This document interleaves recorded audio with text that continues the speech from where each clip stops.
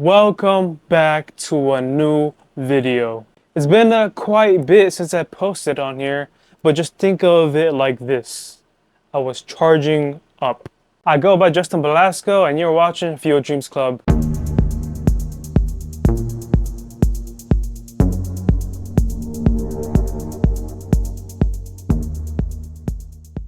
So today we're going to talk about witchcraft. So I'm making this video because I grew up in witchcraft.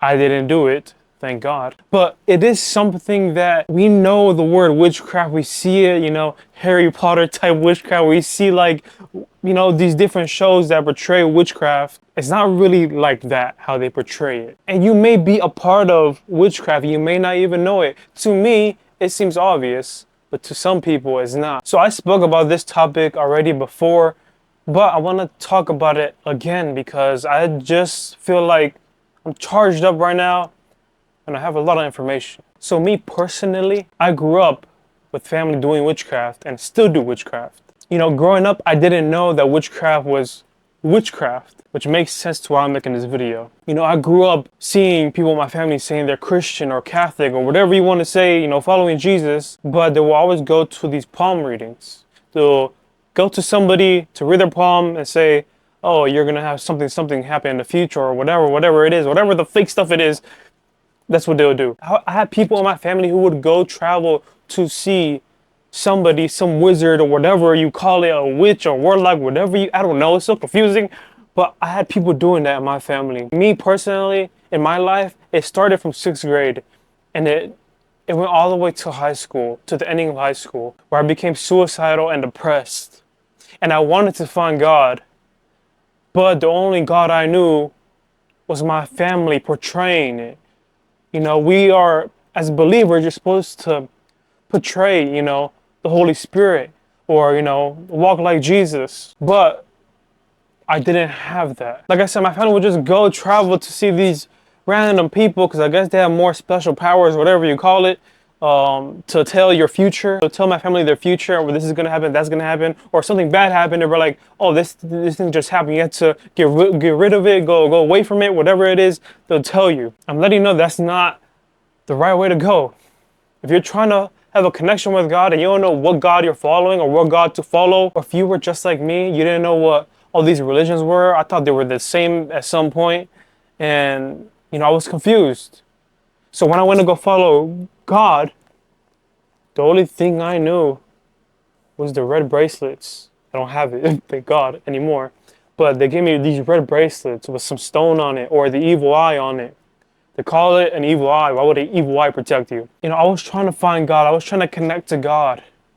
The only thing I knew was buying these accessories, the evil eye, the dream catchers. Bro, I battled to find Jesus, and I had no clue who he was. Because the people around me, my family, they weren't a good representation. And I'm glad I found Jesus on my own. Because nobody can say, oh, you just follow Jesus because your family followed Jesus. That's completely false. It came to a point where I really sat down and just took a deep breath and just analyzed everything. And I prayed to God. I didn't know which God it was. But I was like, God, the one, the real God, the one of the universe, everything, was controlling everything, heal me from my suicidal thoughts. And he did. And when I was in my suicide stage, anxiety and all that, my brain couldn't even process being happy. It couldn't process the light. I thought there was nothing to look forward to. I thought there was nothing. I thought it was just darkness. My brain, my mind was so corrupt that I didn't even know it existed to be happy. I thought everybody, growing up, you just sad like that. And my mind was dark. I would listen to sad music. I would just sit in my bed all day. I would just have anxiety attacks out of nowhere and nobody knew. When I would try to speak up, I always got the anxiety attack. My throat will always close up. Always close up. So I couldn't even get help because my throat would clog up and I would get a headache. I'll be speaking to one of my family members, maybe in a Walmart or Target, whatever, a regular store. And while we're talking, From head to toe, I feel this darkness come over me and I'm just like limp. I'm still walking, but it's like my brain and my body is just like helpless. But God took that away in an instant. And when he took it away, I felt it. My brain slowly recovered because my brain was so dark. And I wasn't used to the thinking the happy things, you know? You know, look at what God created. Look at these trees. Look outside. My brain was getting accustomed to it.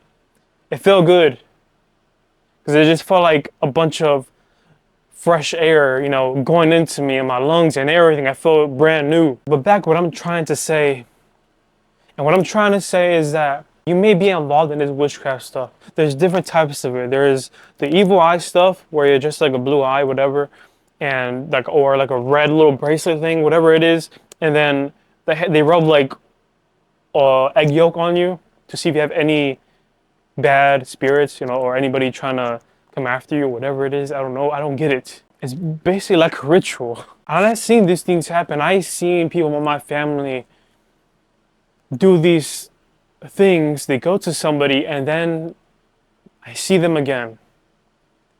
And then they're crying like a baby. I'm talking about old people crying like a baby, panting like they're a baby with their arms and everything. And it's like I seen these things. In the moment, I didn't really get it.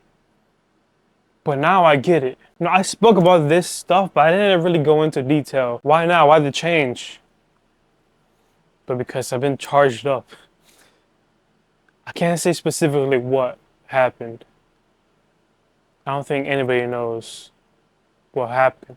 But God told me something that I don't think you will get. Or nobody will get, even the people who know me. But God told me something. He's just lighting some fuel into me. But I'm not afraid of talking about this. And some of the people who are watching this are the people who do it. You know, I'm not afraid to speak out anymore.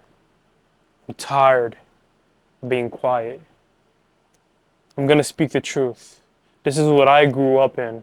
I grew up in witchcraft. I didn't know it was witchcraft. And I was going to fall into it because I thought all these things, doing these things, buying these red bracelets and everything, being protected was God. But it wasn't. A little more detail. When I had the red bracelet, somebody gave it to me in my family. I was like, that's pretty cool. I was so hyped. You know, I saw these people in my family wear the red bracelets. Then probably like a week later or something, it breaks. I think the first one I had was like a solid one. It wasn't like braided like this one. This one was just a regular braided bracelet. It wasn't like that. It was like a very solid one. Probably cost a lot of money, but it broke. Then got another one from a family member.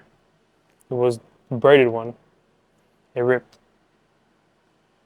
And I felt like that was God intervening, Jesus intervening and saying, hey, you don't need to buy these things. And when it happened the 2 times, I was like, why do I need to buy this to be protected? Why do I have to buy something that's gonna supposedly help me? Shouldn't it be free? Why do I have to buy any accessories, any chains or whatever? Shouldn't it just be free? Also, one time I was in my sister's house and I was leaving. And the Passion of the Christ came on. But it was just the crucifixion scene. And I seen Jesus get crucified. I went home crying that night. Didn't know anything about Jesus much. Heard about him dying on the cross. But I seen the movie and it was like, wow. I went home crying in my car the whole ride at night.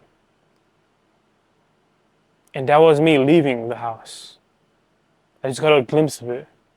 I teared up in the car. For a long time, I would just lay in my bed and just cry and weep. And I would just write Bible verses. I would write my thoughts and everything. And I would just cry and I would just remember him being crucified. And that's when I started to dive deep into Jesus. I don't know how to tell you, or I can't even force you to get away from it if you're in it or if your family's in it. But that's what I know. And it's up to you to either keep going down this route of witchcraft whether you know it or not, or to turn to God, to Jesus, the King of Kings. Jesus changed my life, and I told you a little bit of it. Cured my suicide, my depression, all of it. I felt like there was no hope. I felt like there was no light. But Jesus came in and saved me. I want to tell you this as well. Don't be afraid. If you're thinking about giving your life to Christ, but your family is not Christian or they're not gonna like it, don't be afraid and put God first. Don't just make it an Instagram bio, but actually put God first. That's what I did. I put God first. There were so many things I missed because I was attending Bible study. Or because I just wanted to go talk to God, go for a walk, a prayer walk, and talk to God. Or I just want to go sit in my car and wait for God to put His presence on me. I miss a lot of things because I love Christ. I love God. Be prepared. You're going to lose a lot of friends, a lot of family members, because they don't want to associate with you no more, especially if you go out clubbing, if you're partying all the time. Put that away.